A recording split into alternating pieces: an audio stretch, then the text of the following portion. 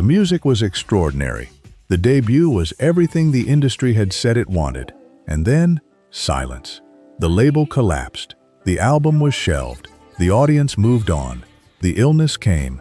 The money ran out. The door closed.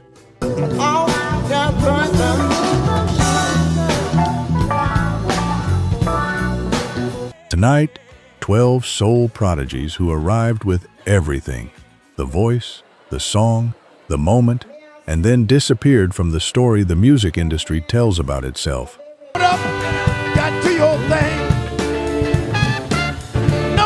Their recordings are still here. In some cases, they sat in vaults for 30 years before anyone heard them. In all cases, they deserved better.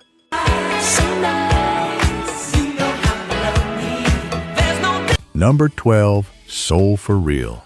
Candy Rain, 1995.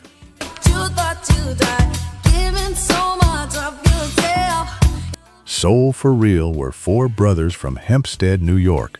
Christopher, Andre, Brian, and Jason Dalrymple.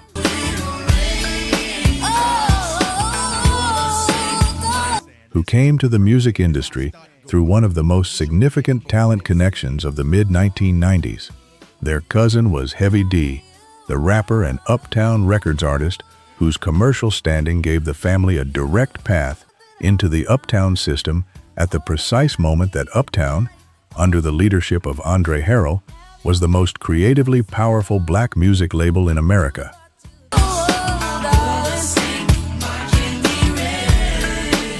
Candy Rain was released in early 1994 and reached number 9 on the Billboard Hot 100 and number 1 on the R&B chart.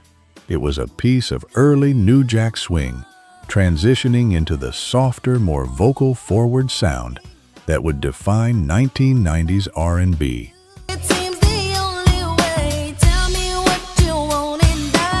Four young brothers, the oldest barely past his mid-teens, delivering harmonies with a warmth and control that sounded effortless, even though it was the product of years of family singing. The debut album Candy Rain went platinum. Soul for Real looked like exactly what they were. The next generation of the Uptown legacy, positioned to build on the commercial platform that Heavy D and Mary J. Blige and Jodeci had established.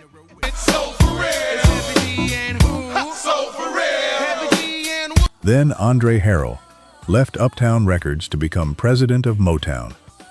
The label infrastructure that had championed Soul for Real shifted around them. Their second album, For Life, was released in 1996 into a label environment that was no longer organized around their success in the way their debut had been. It underperformed commercially.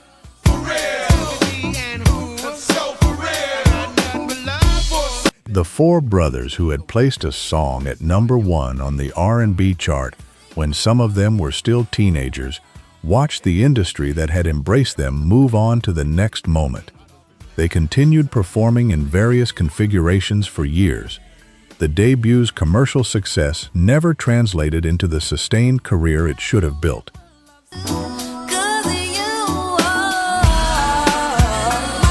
Number 11, Caron Wheeler, UK Blacker Than Black, 1990. Caron Wheeler was the voice on the most important British soul recording of 1989, Keep On Movin' by Soul 2. Soul reached number 5 on the Billboard Hot 100 and number 1 on the UK singles chart.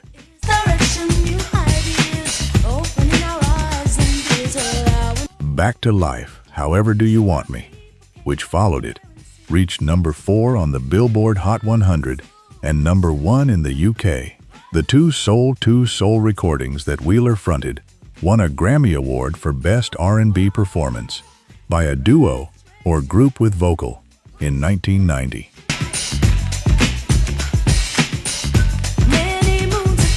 She was, by any commercial measure, the most commercially successful female soul voice in the United Kingdom at the end of the 1980s.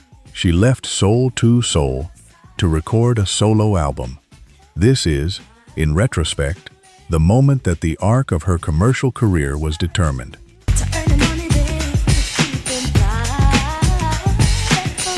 The question of whether you stay within a commercially successful collective or leave to establish your own identity is one of the most consequential decisions in music, and the evidence of what happens when you leave a successful collective to go solo without the machine that made the collective successful is not always encouraging.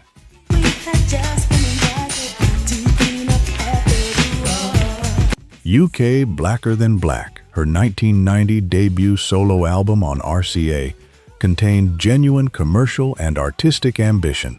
The lead single, Livin' in the Light, reached number 14 on the UK singles chart, but the album did not replicate the commercial trajectory that Soul II Soul's collective infrastructure had created. The promotional machine that had made Back to Life a #1 hit was not available to Wheeler as a solo artist on a major label without the specific creative and commercial context that Jazzy B's operation had provided. It's hot, it's terrific! The solo career that should have followed the Grammy and the 2 #1 UK singles never fully materialized at the commercial scale those recordings had suggested. Wheeler continued performing and recording, but the specific moment, the commercial peak of 1989-1990, was not successfully converted into a solo career of equivalent standing.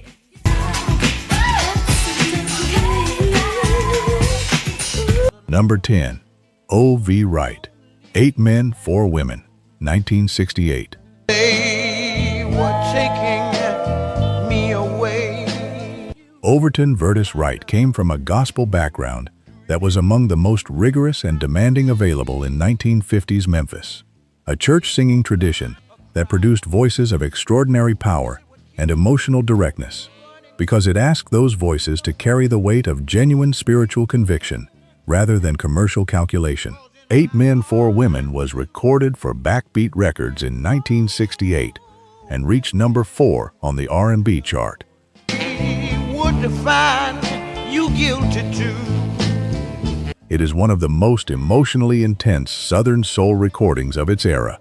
A man on trial for his life, judged by 12 people. The jury rigged against him in the specific way that Southern black men were systematically rigged against by the justice systems they were subjected to. Wright's vocal delivery doesn't perform desperation, it transmits it. I saw you when you were taking the witness stand. You know, Wright recorded for Backbeat and then for High Records, the same High Records that would later produce Al Green's commercial peak across the 1970s, producing recordings that soul collectors consistently rank among the finest of the era and that received almost no mainstream commercial recognition in their time. what I heard the lawyer when he asked. The combination of label infrastructure inadequate to his talent and a personal situation complicated by addiction and financial difficulty kept Wright from the sustained commercial career his voice warranted. O.V. Wright died on November 16, 1980. He was 41 years old. He died in Memphis. And 4 women, Lord. The city where he had built his career and where the music industry had never quite built the infrastructure around him that his recordings deserved. His catalog has been rediscovered in the decades since by soul collectors and music historians who recognize in it one of the finest archives of Southern soul that the 1960s and 1970s produced. They were taking me away. Let's look at the numbers. Only 9% of you are actually subscribed. Honestly, that's tough to see. Our team spends days hunting down archives and verifying every single fact just to tell these stories right. If you've made it this far into the video, you're clearly part of the community, so please hit subscribe. It costs nothing and helps us immensely. Now, for those already subscribed, very few of you have made the jump to our membership, and that's a hard pill to swallow because you're the ones who know our value best. If this channel has moved you or inspired you, consider joining. It's the price of one coffee, but it's the literal fuel for this channel. Let's keep this alive together. Back to the story. Number 9. Howard Tate, Get It While You Can, 1967. Comes along. Howard Tate's story is one of the most extraordinary vanishing and rediscovery narratives in the history of soul music. Not because it is a story of commercial suppression or institutional failure, though it contains elements of both, but because Tate literally disappeared. Not metaphorically, not commercially. He was physically not findable by the people who had been looking for him for years.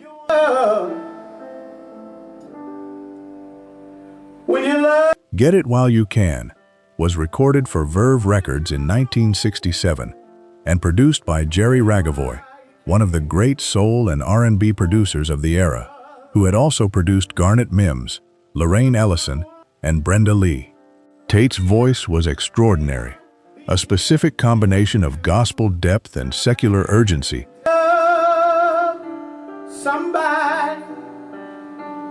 That gave his recordings an emotional directness that many soul producers of the era couldn't calibrate their arrangements to fully serve.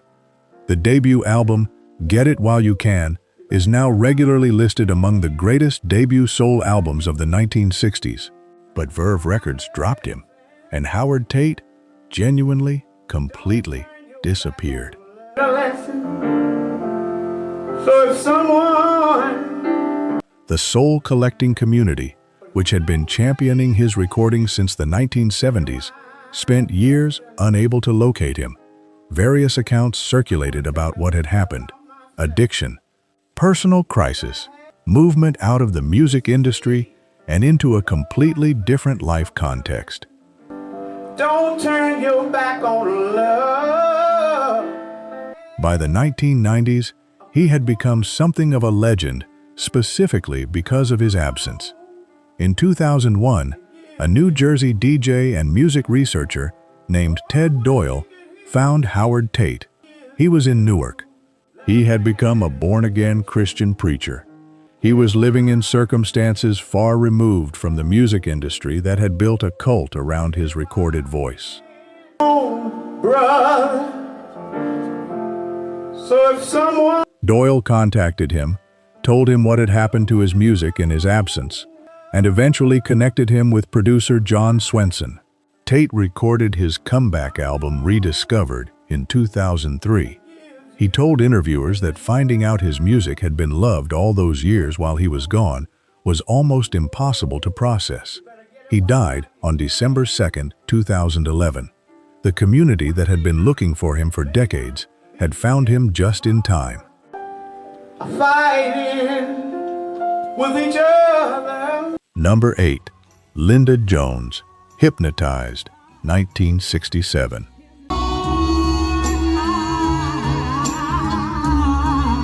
Linda Jones had a voice that stopped people mid-sentence.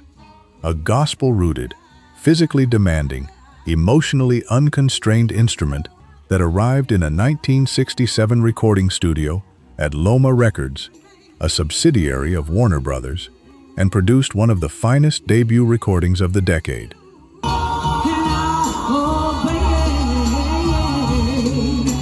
Hypnotized, released in 1967, reached number 21 on the Billboard Hot 100 and number 4 on the R&B chart.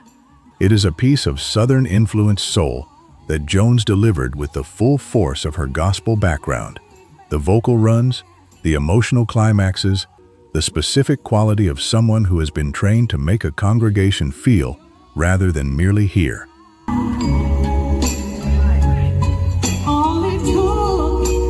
She was 22 years old.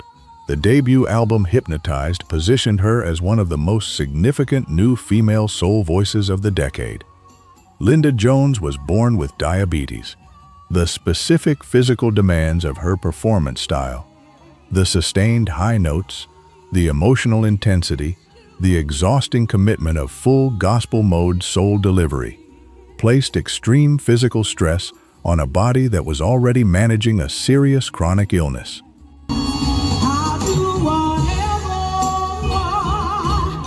She continued performing throughout the late 1960s with the specific courage of someone who understood what the music required and provided it regardless of the personal cost. On March 14, 1972, Linda Jones collapsed during a performance in Franklin, New Jersey.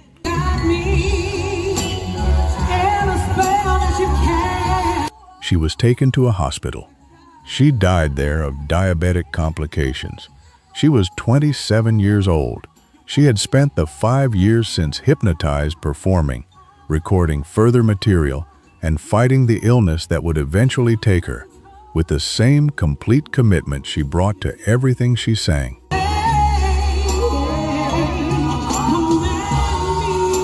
Number 7. James Carr, The Dark End of the Street, 1967.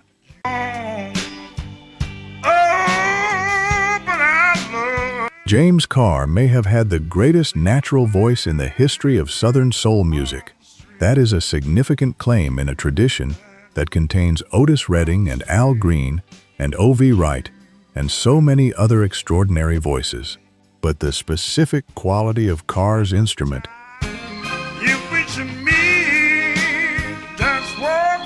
depth of his baritone, the control of his vibrato, the devastating emotional precision of his phrasing has led music historians and soul critics across 5 decades to place him in the very highest tier of what Southern soul produced. The Dark End of the Street, written by Dan Penn and Chips Moman,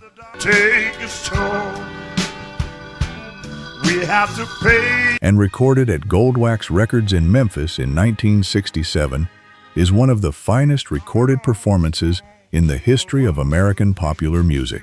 It is a song about adultery, about 2 people meeting secretly, unable to stop what they know will destroy them. And Carr delivers it with a moral seriousness and an emotional weight that turn what could be a salacious subject into something that sounds like a meditation on the specific gravity of love. On the street, when it becomes more powerful than the structures people build to contain it. James Carr was diagnosed with severe mental illness, specifically with major depression with psychotic features, that manifested most destructively in the years following his commercial peak.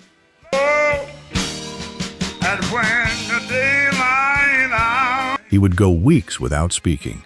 He would withdraw so completely from public life that his label, Goldwax, would sometimes be unable to locate him for scheduled recording sessions. He would stand on stage during performances and simply not sing, not in protest, not in calculation, but because the illness had taken the voice that had produced The Dark End of the Street and made it temporarily unavailable. He died on January 7th, 2001. He was 58 years old. On the street,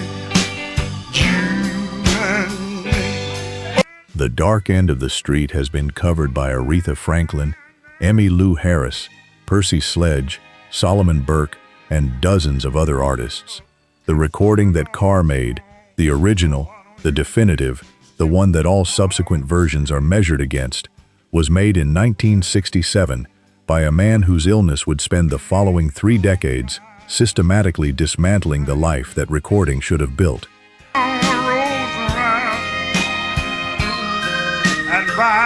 Number 6.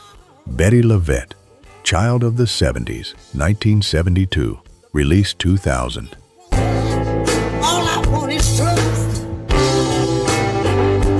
The full and specific timeline of what happened to Bettye LaVette's debut album is one of the most extraordinary stories in the history of recorded music. She recorded it at Muscle Shoals Sound Studio in Alabama in 1972, the same studio where Aretha Franklin had recorded her breakthrough sessions 5 years earlier, with the same legendary house band, the Muscle Shoals Rhythm Section, produced by Brad Shapiro, who would go on to produce career-defining records for Millie Jackson.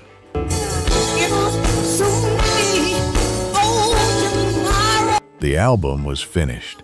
The album was extraordinary, a piece of country-inflected Southern soul that critics who heard it in later years consistently compared to Ann Peebles' I Can't Stand the Rain and Betty Wright's early work as one of the finest female soul albums of its era. LaVette was certain it was going to be her breakthrough.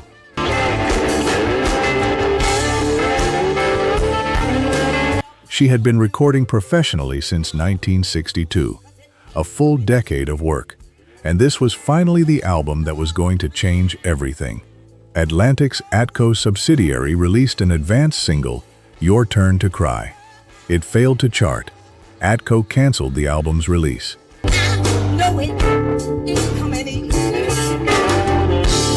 And the master tapes disappeared. For decades, not years, decades, the tapes were believed to have been destroyed in a warehouse fire. Bettye LaVette spent the 1970s and 1980s recording for various labels without the infrastructure or commercial momentum that a properly released debut album would have given her.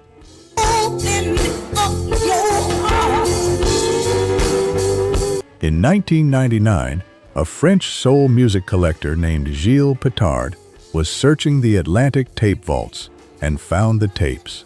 They had not been destroyed, they had simply been sitting there. He licensed the recordings and released them in France in 2000 as souvenirs. The album that should have been LaVette's 1972 breakthrough arrived in France 28 years late and sparked the career revival that made her, in her 60s, one of the most critically acclaimed soul artists working.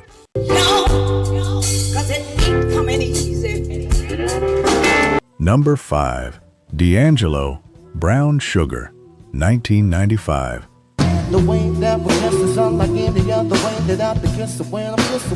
Michael Eugene Archer was 21 years old when he released Brown Sugar in 1995 and introduced himself to the world as D'Angelo, a pianist, singer, and producer from Richmond, Virginia, whose understanding of the relationship between Al Green's intimate soul tradition and the sample-based production aesthetic of hip-hop's golden era was so complete and so personal that it sounded like nothing else that was happening in 1995 R&B.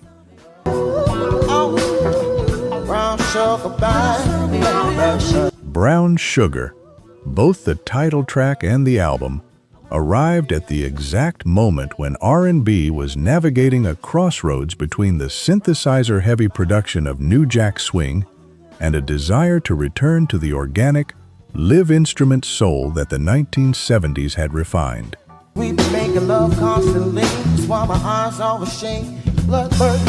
D'Angelo didn't navigate that crossroads. He simply walked past it and made the record that came from somewhere deeper in the tradition. Prince, Marvin Gaye, Sly Stone, and the specific gospel background of his Richmond upbringing all present simultaneously. Voodoo, his second album, arrived in 2000 and was received as one of the defining recordings of the neo-soul era. And then D'Angelo vanished. The specific phrase that has been used consistently in his coverage, vanished, is not metaphorical.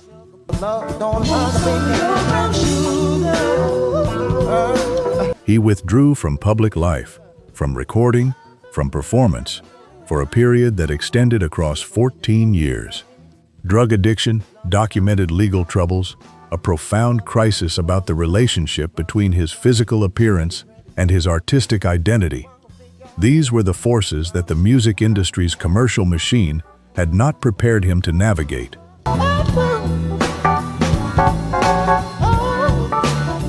He reappeared in December 2014 with Black Messiah, a political, dense, musically radical album that arrived unannounced and immediately received critical recognition as one of the finest albums of the decade. It had been 14 years. The wait felt, to the people who had been waiting, like something between a loss and a miracle. He had been somewhere, making something, in his own time and on his own terms.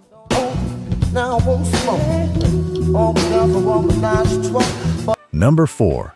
Phyllis Hyman, You Know How to Love Me, 1979.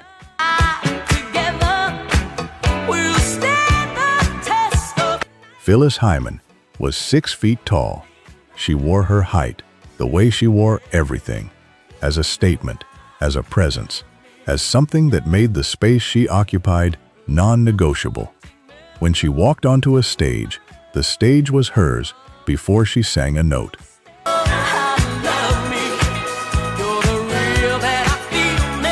She had the bearing of someone who had been told her whole life that she was too much, too tall, too intense, too demanding, and had decided that being too much was the appropriate response to a world that had consistently offered her too little. You Know How to Love Me.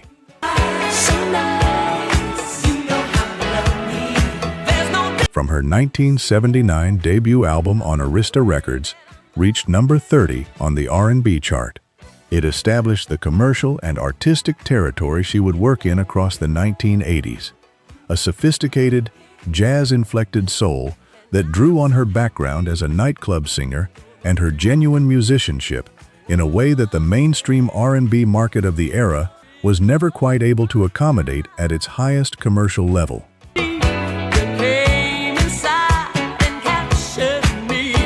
She was beautiful and she was brilliant, and she was, by her own account in interviews across her career, deeply unhappy in ways the music industry's structures were not designed to address.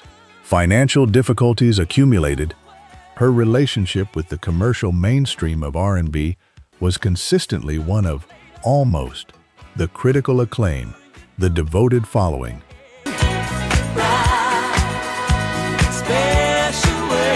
The voice that everyone in the industry acknowledged was among the finest of her generation, without the commercial breakthrough that would have resolved the practical difficulties.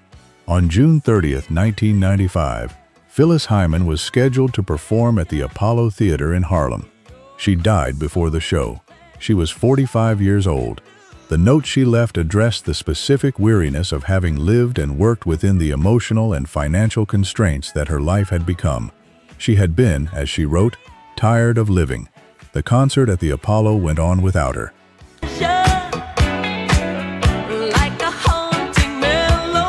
Number 3.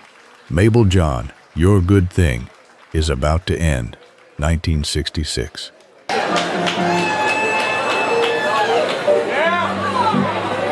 Mabel John holds a specific place in soul music history that is almost never mentioned in the standard telling. She was the first female solo artist signed to Stax Records, the label that would go on to produce Otis Redding, I would have had to find a job washing dishes or doing something. Sam and Dave, and Isaac Hayes, that would build the alternative soul infrastructure to Motown's commercial dominance, opened its door to female solo artistry through Mabel John in 1966. She had been at Motown before Stax.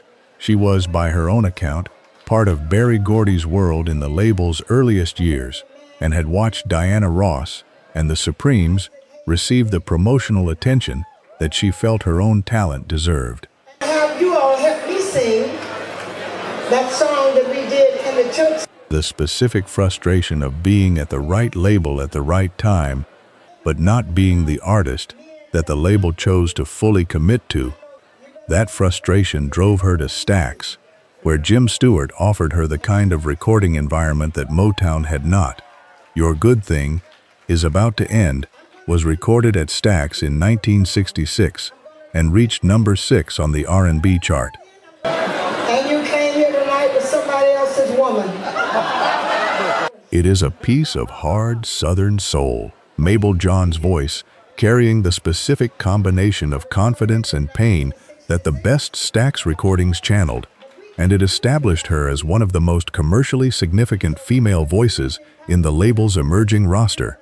But Stax's primary commercial energy was not organized around female solo artists in the way that it was organized around Otis Redding and the male performers who defined the label's international commercial identity. And because of all of you, it's become a classic. John continued recording and performing throughout the late 1960s. Eventually, she followed a path that several soul artists of her era found. She became an ordained minister and channeled the extraordinary voice that had produced Your Good Thing into the gospel tradition from which it had always been rooted. At Stax Records. Number 2, P. Arnold. The First Cut is the Deepest, 1967.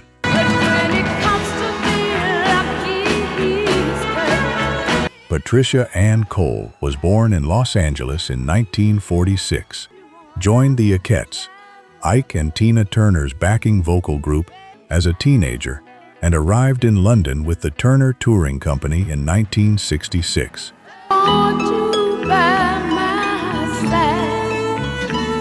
She was 20 years old. She had been singing professionally for years, had the road-tested vocal authority of someone who had been performing at full capacity for Ike Turner's exacting standards, and she had a voice that Andrew Loog Oldham, the Rolling Stones' original manager and the founder of Immediate Records, heard and immediately recognized as something extraordinary.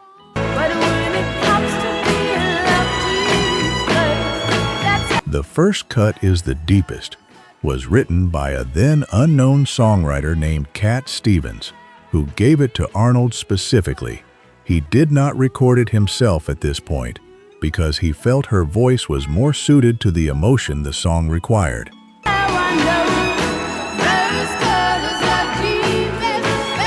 She released it in May 1967.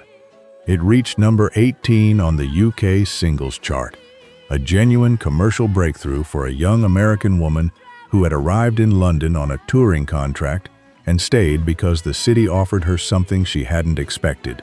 Immediate Records collapsed in 1970.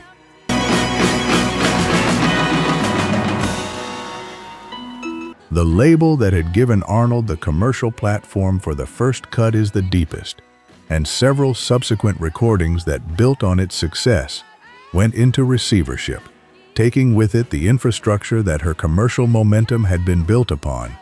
The specific cruel reality of the Immediate Records collapse is that it arrived at the moment when the label's roster, which also included the Small Faces and the Nice, was at its commercial and artistic peak.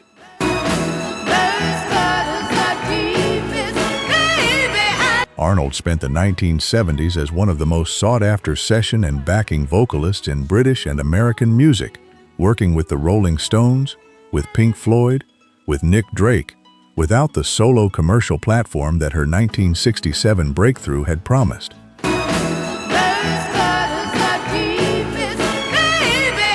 The First Cut is the Deepest has been covered by Cat Stevens, by Sheryl Crow, and by Rod Stewart, whose version reached number 1. The woman who recorded the original, the version Cat Stevens wrote specifically for her, spent the decades after Immediate's collapse largely in the background of other people's commercial success.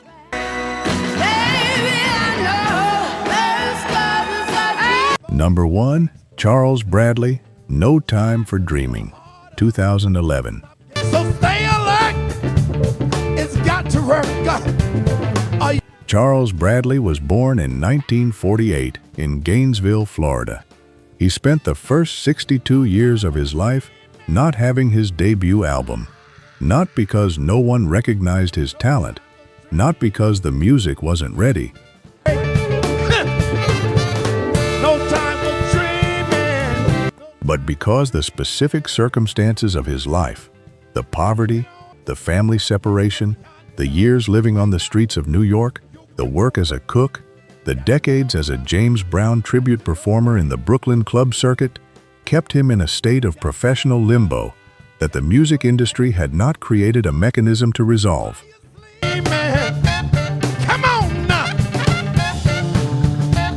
He was discovered by Thomas Brennick, the founder of Daptone Records, who heard Bradley performing his James Brown tribute act at a Brooklyn venue and recognized in him something that was not an imitation of James Brown, but a voice and a spirit that belonged to the same tradition, raw, physically committed, emotionally authentic in a way that had nothing to do with calculation. You end up on the spot. Hit it. And everything to do with having lived through enough to mean every note. No Time for Dreaming, the title track and lead single from Bradley's 2011 debut album, is the kind of recording that makes the idea of a debut album at age 62 sound less like a late start and more like an arrival at exactly the right moment.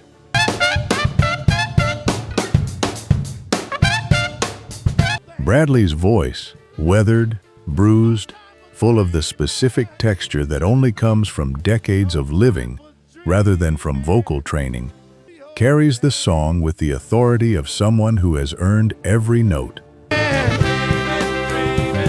Gotta get on up, got to your... He spoke in interviews about his mother, about family members he had lost, about a life that had contained grief and hardship, and the specific daily struggle of being a black man in America who loved music and couldn't find the door that led to being heard.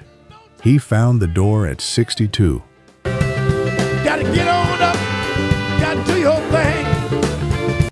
He had 3 albums, extensive touring, and devoted critical and popular recognition before he was diagnosed with stomach cancer in 2016.